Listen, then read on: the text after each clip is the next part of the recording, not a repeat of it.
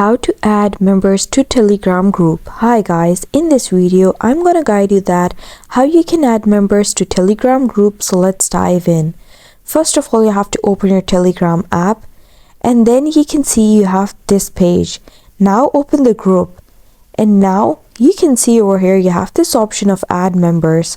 Click over here and now it's going to show you your contact list, and from your contact list you have to simply select the contacts that you want to add to group, and then you have to click this done on the top right corner.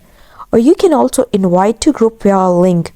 Just copy the link by clicking over here, and now you can see you can just share this link over here by clicking over here, or you can click these three dots and click copy, and now you can share the link with your friends.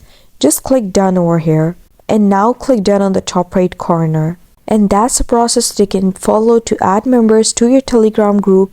I hope you found the process easy and liked my video, and if you did, please don't forget to like and subscribe my channel. Thank you very much. See you again.